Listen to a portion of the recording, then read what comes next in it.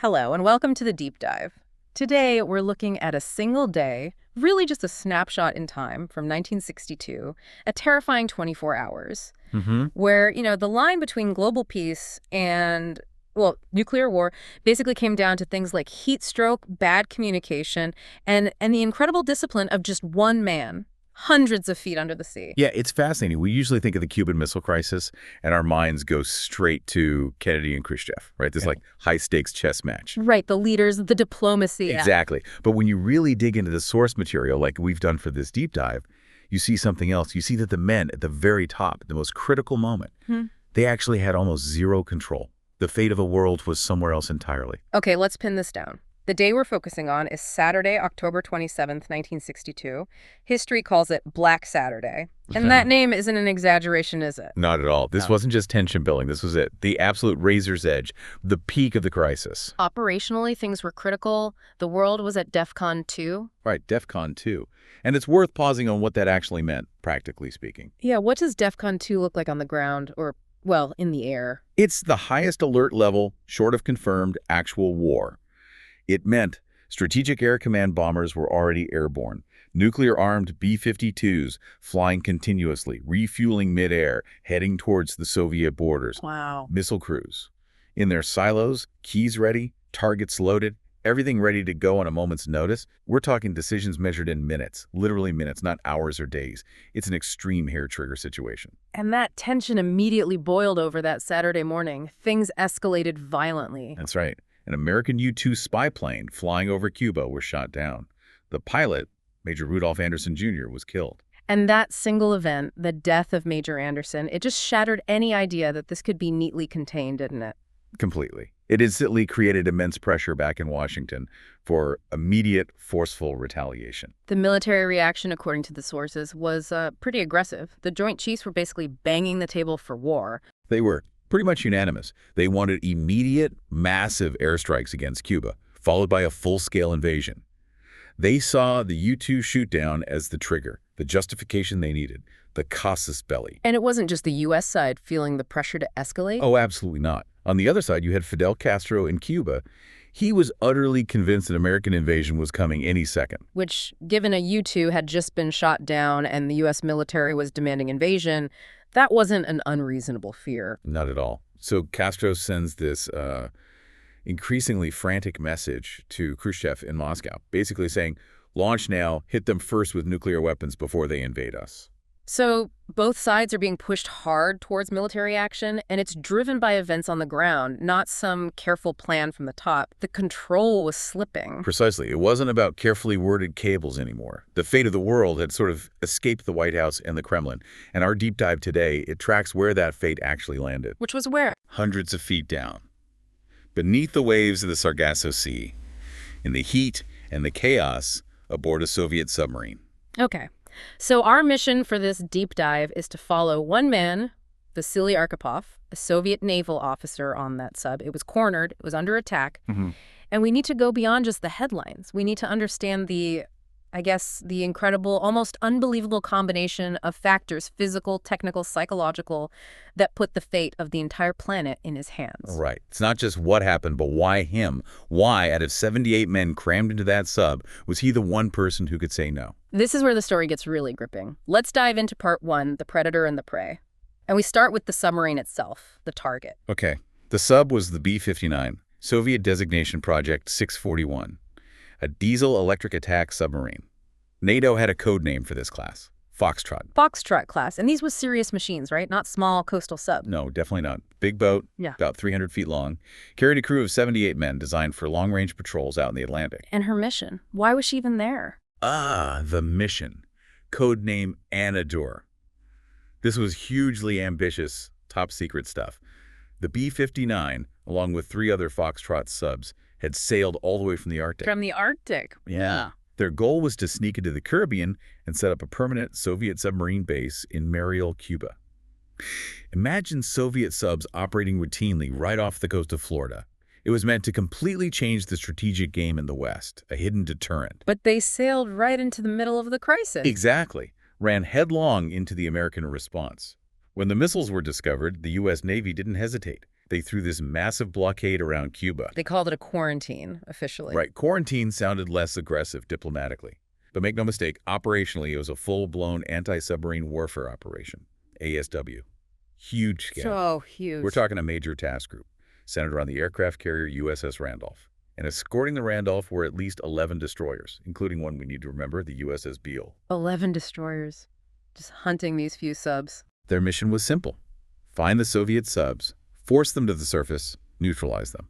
So the B-59, thousands of miles from home, suddenly went from being the predator to being very much the prey. And the way submarines survive is by being silent, right? But that became a massive problem for them here. It really did. Their best defense became their biggest weakness. To hide from that huge American force, the B-59 had to run deep, run silent, stay off the sonar screens. Which meant? It meant they couldn't raise their radio antenna, absolutely couldn't risk it.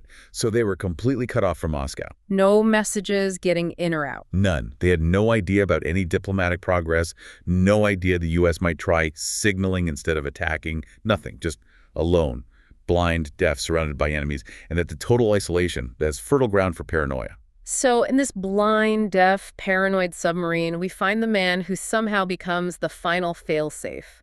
Vasily Arkhipov. Tell us about him. Vasily Alexandrovich Arkhipov. He was 36 years old at the time. A career Navy man. People who knew him consistently described him using words like quiet, intelligent, and, crucially, calm. Very, very calm under pressure. Okay, but his position on the sub is key, and it's a bit confusing. He wasn't the captain, right? That's the vital detail. Yeah. People often get this mixed up. The captain, the guy in charge of actually running the B-59 day-to-day, was Captain Second Rank Valentin Savitsky. So Savitsky's the skipper. Where does Arkhipov fit in? Arkhipov was on board because the B-59 wasn't just any sub in the group. It was designated the flagship for this whole flotilla of 4 submarines heading to Cuba. Oh, okay. Arkhipov's formal title was Chief of Staff and Flotilla Commander. That meant even though Savitsky commanded the ship, Arkhipov was the senior officer present for the entire flotilla. In certain critical strategic situations, his authority actually superseded the captain's. So a specific quirk of Soviet naval hierarchy. Exactly. And that very specific detail, that bureaucratic arrangement, it turned out to be probably the single most important factor in preventing World War III. Because the authority of these officers mattered immensely due to something else the Americans had no clue about, the B-59's cargo. The secret weapon. This is the really terrifying part. The U.S. Navy task force up top, they assumed they were hunting standard diesel submarines armed with conventional torpedoes. But they were wrong. Dead wrong. Packed into the B-59's torpedo room. Among the 22 torpedoes she carried, one was different. It was designated the special weapon. It was a T5 tactical nuclear torpedo. A nuclear torpedo. And we're not talking about some small device here. What kind of power did this thing have?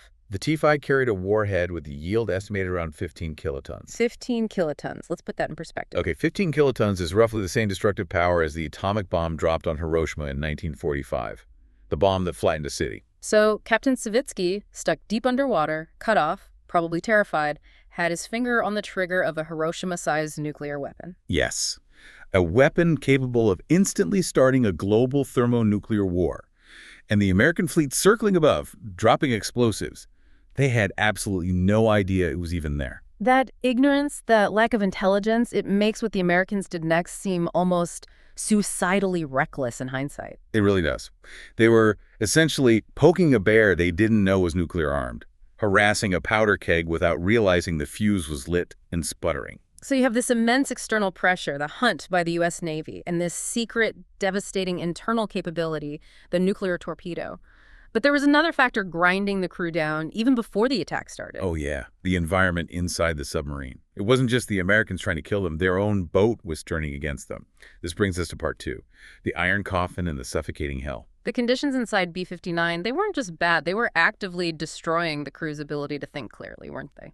How did a sub designed for the Arctic turn into an oven? It sounds counterintuitive, but it was the design itself. The Foxtrot class was built tough for Arctic patrols. That meant heavy, thick insulation throughout the hull, designed to keep the freezing cold out. Right, makes sense for the Arctic. But in the warm waters of the Sargasso Sea near the tropics, that same insulation worked perfectly in reverse. It trapped every bit of heat generated inside the sub, from the engines, from the equipment, from the 78 bodies crammed in there. The hull became a giant thermos, cooking them. And basic systems started failing. The air conditioning gave out almost as soon as they hit the warm water. That was catastrophic. The temperature inside just started climbing. First past 100 degrees Fahrenheit, then 113, then 120 degrees in the main compartments. 120 degrees, just living and working in that. And it gets worse. In the engine compartment where guys had to stand watch over the hot machinery, readings hit an unbelievable 149 degrees Fahrenheit. That's 65 Celsius. 149 degrees. That's literally cooking temperature. That's not just uncomfortable, it's dangerous. It's a physiological assault. But it wasn't just the heat. The air itself became toxic. Because they were running silent, hiding, they had to rely solely on battery power. Which meant the diesel engines were off. Diesel's off. And crucially, the main ventilation systems that needed the diesels were also shut down. So no fresh air circulating? Virtually none. And 78 men are breathing, exhaling CO2 constantly. The carbon dioxide levels just started to skyrocket. They reached critical, nearly lethal concentrations. The air became thick, heavy, difficult to breathe. And high CO2 levels, that does more than just make you drowsy, right? It affects your brain. Severely. It directly impairs what psychologists call executive function. Meaning what, exactly? Meaning the parts of your brain responsible for rational thought, clear judgment, controlling impulses, managing emotions, all of that starts to shut down. In those conditions, paranoia, fits of rage, and a drastic inability to think critically. Those aren't just possibilities, they're pretty much guaranteed physiological responses. The crew was being chemically pushed towards panic. The accounts from the men who survived paint an absolutely brutal picture of what they went through. This wasn't just for a day or two either, right? No, they'd been at sea, sealed in this thing, for almost a month by this point. The physical breakdown was horrific. Men had constant splitting headaches. People were fainting at their posts, collapsing from hearing exhaustion and lack of oxygen. Some were apparently even hallucinating. And basic survival needs, water, hygiene. Water was rationed down to almost nothing, just 1 cup per man per day in 120-degree heat. So severe dehydration was setting in, and hygiene was impossible. Constant sweating, no way to wash. Horrific skin rashes became common, painful rashes everywhere. And the dampness meant trench foot, that awful rotting foot infection was rampant. So, just to summarize, you have 78 men, utterly exhausted, sick, dehydrated, slowly suffocating on toxic air, probably suffering cognitive impairment from the CO2. Yeah. Sealed inside what they themselves reportedly called an iron coffin. They were physically and psychologically at the absolute breaking point. Exactly. Their ability to make rational decisions was already deeply compromised. And that's when the Americans found them and started dropping explosives. Which brings us to part 3, the sledgehammer blow. The stage was set for disaster. The physical hell inside the sub basically guaranteed they'd interpret any action from outside in the worst possible light. Okay, so it's late afternoon, around 5:00 p.m. on Black Saturday, October 27th. And suddenly, the sub is rocked by explosions. Yeah. Loud bangs, the whole hull shuddering violently. Lights flicker on and off. Men get thrown around, slammed against bulkheads. Pure chaos and terror. Now, the American intention here wasn't actually to sink the sub, was it? Technically, no. The destroyer, the USS Beale, was dropping what were officially called signaling depth charges. These were supposed to be small, like practice charges. Think maybe the size of a large hand grenade. The idea was just to make noise. Right. An underwater knock on the door, a non-lethal way to say, we know you're here, surface. That was the theory. But the communication breakdown here is just staggering. It's the key failure, really. It's colossal. Because back-channel diplomacy between Moscow and Washington had actually agreed on this procedure. The Soviets had told the Americans, okay, if you need our subs to surface, use these specific practice charges as a signal. But the B-59 never got that message. Never. Remember, they were running deep, silent, totally cut off. They had absolutely no idea this signaling protocol even existed. To Captain Savitsky and the crew down there, an explosion next to the hull is an attack. Period. No distinction. The psychological effect must have been instant panic. Oh, absolutely. Vadim Orlov, he was the communications specialist on board B-59. He survived, and years later he gave this incredibly vivid description. He said it felt exactly like, quote, you were sitting in a metal barrel, which somebody is constantly blasting with a sledgehammer. A sledgehammer. That sound, that sledgehammer sound. Turns out it wasn't just the official weak practice charges. There was some frightening American improvisation going on up top. Right. This detail came out much later, didn't it? The hand grenades. Yeah, fascinating and terrifying. It emerged at that 2002 conference in Havana. A U.S. officer who was on the Beale, John Peterson, basically admitted it. He said the official signaling charges were pretty pathetic. Sounded like firecrackers underwater, didn't seem to be working. So the sub wasn't surfacing. Right. So frustrated, his crew members started improvising. They took actual hand grenades. Real grenades. Real fragmentation grenades. And they stuffed them inside cardboard toilet paper tubes. Why toilet paper tubes? That sounds bizarre. It was actually clever in a terrifying way. The cardboard tube held the safety lever down just long enough for the grenade to be tossed overboard and sink maybe 100 feet or so, getting it below the ship's own propeller noise. Then the cardboard would dissolve, the lever would release, and boom. So the explosions were happening right next to the submarine's hull. Exactly. Much closer and much louder than the practice charges were meant to. This produced that relentless concussive sledgehammer effect that Orlov described. And it wasn't just 1 or 2 bangs. This went on for 4 hours. 4 hours of feeling like you're being hammered in a metal barrel, thinking you're under lethal attack. You got it. So now put yourself in Captain Savitsky's shoes. Yeah. Or maybe better, in his head. Okay. He's utterly exhausted. He's been breathing toxic air for weeks. He's trapped in 120-degree heat. He's isolated. And now, for hours, his submarine is being pounded by explosions that sound and feel like direct attacks. His conclusion seems almost inevitable. From his perspective, yes. The logic of war kicks in. He decides, this is it. World War III has started. The Americans are trying to sink us right now. And his reaction? Pure fury, apparently, combined with a sense of duty. He decided if they were going down, they weren't going down alone. They'd take the Americans with them. He gave the order. Prepare the special weapon for firing. Assemble the nuclear torpedo. And we have accounts of what he actually said. Yes, witnesses reported him shouting something like, maybe the war has already started up there. Well, we're doing somersaults here. We're going to blast them now. We will die, but we will sink them all. We will not disgrace our Navy. Pure rage and desperation. And he had a target in mind. The biggest one out there. The aircraft carrier. USS Randolph, firing that 15-kiloton torpedo at the Randolph Battle Group. It would have vaporized the carrier, probably several destroyers too. It would have been an undeniable nuclear attack on the U.S. Navy. The response would have been immediate, massive, and nuclear. Instantaneously. Yeah. Unquestionably. That would have been the start of full-scale thermonuclear war, no doubt about it. And this is the absolute pivot point, where everything hinges on a technicality, a rule in a book. Right. It all comes down to the specific launch protocol for that nuclear torpedo, just on the B-59, on most Soviet subs with a special weapon. Yes. The procedure required consent from 2 people to launch, the captain and the political officer, the Zampolet. Okay, 2-man rule. Standard nuclear safety procedure. Pretty standard, yes. But the B-59 was different because Arkhipov was on board. Remember, he was the flotilla commander, the senior officer for the whole group. Ah, the flagship role. Exactly. Because he was present, a special flagship protocol kicked in. For the B-59 to launch its nuclear torpedo, it didn't need 2 consents. It needed the unanimous agreement of all 3 senior officers. 3 officers. Who were they again? Captain Valentin Savitsky, the ship's commander, political officer Ivan Maslenikov, and flotilla commander Vasily Arkhipov. All 3 had to agree. So, against the captain's rage, against the political officer's ideology, one man, Arkhipov, held a veto. One man, one yet could stop it. The fate of millions, maybe billions, rested on that single word. Which brings us into the heart of the crisis, part 4, yet. The argument and the memory. Okay, so Savitsky, furious, convinced they're under attack, gives the order, prepare the T-5 for launch. You could say the first key is turned figuratively. He turns to the political officer next. Right. Ivan Maslenikov. His job is basically ideology and morale. Ensure loyalty, follow the party line. He sees the situation simply.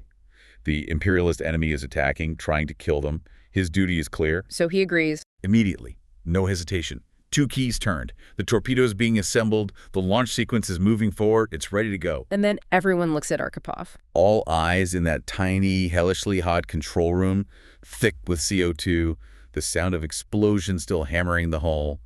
They all turn to the third man, Vasily Arkhipov. The expectation must have been clear. Military discipline, self-preservation. Defend the ship, follow the captain's assessment. That's what was expected. Instead, he just said, no.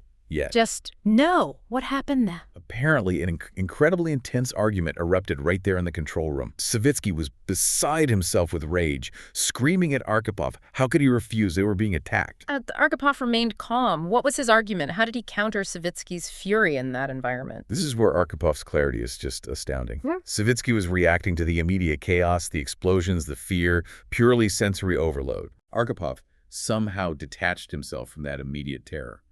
He argued from a different place, a strategic analytical perspective.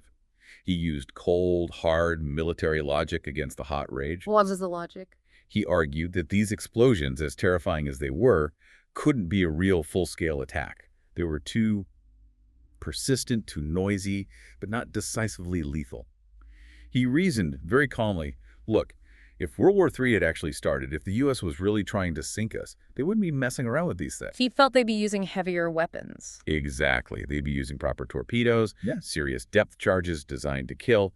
And more importantly, he argued, if full-scale nuclear war had begun up top, Moscow would likely already be a smoking crater. They wouldn't be getting this kind of noisy pestering, as he apparently called it. This wasn't Armageddon. It was harassment, however severe. That level of rational thinking under that kind of pressure is just incredible. But you argue it wasn't just logic. There was something deeper, a memory influencing him.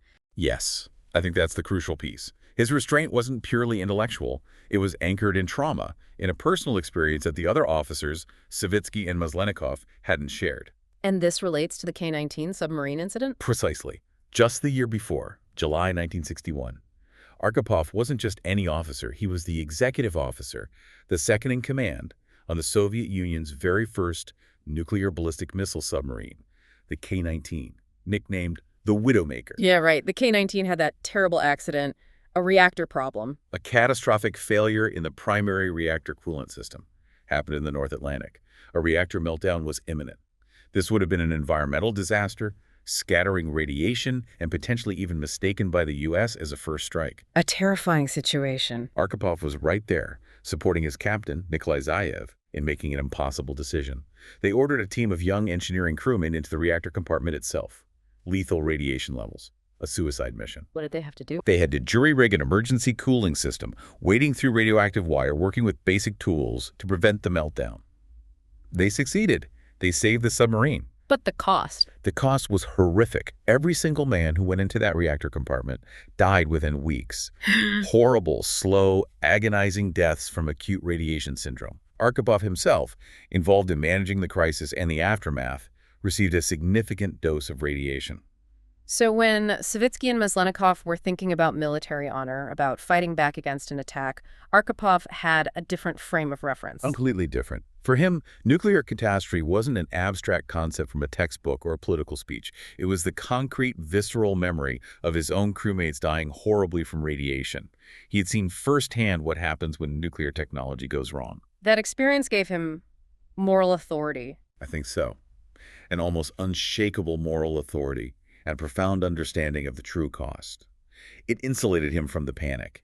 He knew in his bones that unleashing that torpedo was a line that could never be uncrossed because he'd already witnessed a lesser version of that horror. And in the end, his calm, his authority, and maybe that memory, it won out. It did. He stood his ground against Savitsky's rage. His combination of calm reasoning, his senior rank as flotilla commander, and maybe that unspoken weight of the K-19 experience. He eventually persuaded the exhausted, sick Captain Savitsky to stand down. He convinced him to rescind the order? Yes. Convinced him to withdraw the order to fire and instead to surface the submarine and wait for proper orders from Moscow. The launch sequence was stopped. The third key, Arkhipav's key, was never turned. And the irony is they probably would have had to surface soon anyway. That's right. Quite apart from the American actions, the B-59's batteries were almost completely drained from running silent for so long. They were on the verge of failure. They couldn't have stayed hidden much longer regardless. So the submarine comes up, which leads us to part 5, the surreal aftermath and the secret history. What did they find when they surfaced? Well, they broke the surface into the cool night air, likely gasping for it after the toxic conditions below. And the scene was just completely surreal. How so? They came up right in the dead center of the American task force. Surrounded, 11 destroyers looming out of the darkness, powerful ships bristling with weapons, the enemy. Searchlights must have hit them immediately. Instantly. Blinding searchlights from the ships, from helicopters hovering overhead. The Soviet sailors who came out onto the conning tower were blinded, disoriented, probably expecting to be fired upon or boarded. They knew they'd failed their mission. They were defeated. But then something truly strange happened. Yeah, the detail that just perfectly captures the utter weirdness of the Cold War brinkmanship. Across the water, drifting over from the deck of one of the American destroyers, they heard music. Music? What kind of music? A jazz band. A live jazz band was playing on the deck of an American warship that had just been hours, maybe minutes, away from being potentially vaporized by a nuclear torpedo from the sub now sitting defeated on the surface. A jazz band welcoming party? After hammering them with grenades? That's bizarre. Surreal's the only word. The American sailors, of course, had no clue how close they'd come. They thought they'd just successfully forced a Soviet sub to surface using standard, if improvised, ASW tactics. They were celebrating a victory. They had absolutely no idea they were celebrating having not been annihilated. So the immediate crisis passes. The B-59 surfaces, doesn't fire. What happened when Arkhipov and the others finally got back home? A hero's welcome. Not quite. Far from it. When the B-59 and the other submarines eventually limped back to the Soviet Union, they were met with disgrace. Total sham. Why? They survived. Arkhipov arguably saved the world. Because in the rigid mindset of the Soviet high command at the time, surfacing under pressure, failing to maintain secrecy, failing the mission to reach Cuba undetected, that was seen as a colossal failure. An embarrassment. There's that quote, isn't there, from an admiral? Yes. A furious admiral reportedly chewed out Arkhipov and the other commanders, telling them flatly, quote, "It would have been better if you'd gone down with your ship." Unbelievable. Die honorably rather than surface and fail. That was the mentality. And because of that official disgrace and the extreme secrecy surrounding the nuclear torpedoes, the entire story, the argument in the control room, Savitsky's order, Arkhipov's veto, it was all immediately classified, buried deep as a state secret. So the Americans didn't know, the world didn't know. Nobody knew. For decades, the world remained completely unaware of just how close it had actually come. We thought the danger was Kennedy and Khrushchev. We had no idea the real flashpoint was inside that suffocating submarine. How long did it take for the truth to come out? 40 years. 4 long decades of silence. The story finally broke in October 2002. What happened in 2002? There was a major conference held in Havana, Cuba, marking the 40th anniversary of the missile crisis. It brought together former officials and military figures from all three sides, American, Soviet, and Cuban, veterans who had actually been there. And someone talked. Yes, Commander Vadim Orlov, the signals guy from the B-59, the one who described the sledgehammer noise. He was there, retired by then, and he stood up and, for the first time publicly, recounted the events inside the B-59's control room that day. The order to fire the nuclear torpedo, the argument, Arkhipov's refusal. What was the reaction in the room? According to accounts, stunned silence. Utter shock. People couldn't believe what they were hearing. Was Robert McNamara there, Kennedy's defense secretary? He was. McNamara was in the audience. He reportedly just sat there, speechless. He'd spent 40 years thinking the main danger was a miscalculation between the leaders, never realizing that a nuclear launch order had actually been given and countermanded on a submerged submarine under attack by his own Navy. Once the facts were out, the historical significance was clear. Immediately. Thomas Glenton, who runs the National Security Archive in the U.S., he summed it up perfectly after that conference. He said, "The lesson from this is that a guy called Vasily Arkhipov saved the world." Simple as that. So what happened to Arkhipov after this incident? The man who saved the world, albeit secretly. He just went back to work, continued his naval career quietly. He clearly didn't suffer too much official blowback long term, despite the initial disgrace. He rose through the ranks steadily. He reached high rank? Yes, eventually promoted all the way to vice admiral. And he held a very prestigious post later in his career as head of the Kirov Naval Academy. Highly respected within the Navy, it seems. But he never spoke publicly about what happened on the B-59. He retired quietly sometime in the mid-1980s. Should his family know? His wife, Olga, only learned the full details years later like the rest of the world. When asked about him after the story broke, she just described him very simply as intelligent, polite, and very calm, which sounds exactly right. And he passed away before the story became public. Yes. Vasily Arkhipov died on August 19th, 1998. He was 72 years old. And the cause of death. It adds a final poignant layer to his story. What was it? Kidney cancer. And subsequent analysis, considering his known history, strongly suggested it was highly likely a long-term consequence of the significant radiation dose he received back in 1961 during the K-19 accident. So the very incident that gave him the experience and moral clarity to stop a nuclear war ultimately contributed to his own death decades later. It seems very likely. He died in obscurity years before the world would learn his name or understand the magnitude of what he did that day in the Sargasso Sea. Which brings us to our outro. The courage of no. Yeah, this whole story, it really forces you to rethink how we look at history, doesn't it? We tend to focus on the great men, the presidents, the premiers, the generals making the big decisions. The ones in the history books? Right. But Arkhipov's story shows that sometimes the real firewall between survival and catastrophe isn't in the Oval Office or the Kremlin. It's in the character, the quiet integrity of someone unknown, someone in a cramped control room or an engine compartment facing unimaginable pressure. He didn't win a battle in the traditional sense. His heroism was different. Completely. He won the war, you could say, not through the courage to fight, but through the much rarer, much harder courage not to fight. He recognized that in that environment, the heat, the CO2, the panic, the faulty information, blindly following protocol or giving in to rage was the most dangerous thing imaginable. It could start a war nobody actually wanted. His decision wasn't just logical, it was deeply human. Rooted in that memory of the K-19, the memory of suffering. Exactly. It was rationality overcoming the primal scream to survive by attacking. It was memory-tempering military doctrine. It was humanity asserting itself against the machine of war. So, the final thought we want to leave you, the listener, with today, drawing from Arkhipav's story, is this. Think about your own life. Think about moments of extreme pressure, maybe at work, maybe somewhere else, when everything and everyone around you, your instincts, your colleagues, maybe even your duty, is screaming at you to take immediate, possibly drastic action, when the overwhelming push is for yes. Do you have the clarity? Do you have the strength, the fundamental humanity deep down to pause, to question, and if necessary, to be the lone voice that calmly, firmly says no? Arkhipav's story suggests that sometimes that quiet act of refusal, that moment of profound restraint, isn't just brave, it might be the most heroic thing anyone can do. And so, another chapter closes. For more journeys into history's forgotten files, please like and subscribe. Your next story awaits.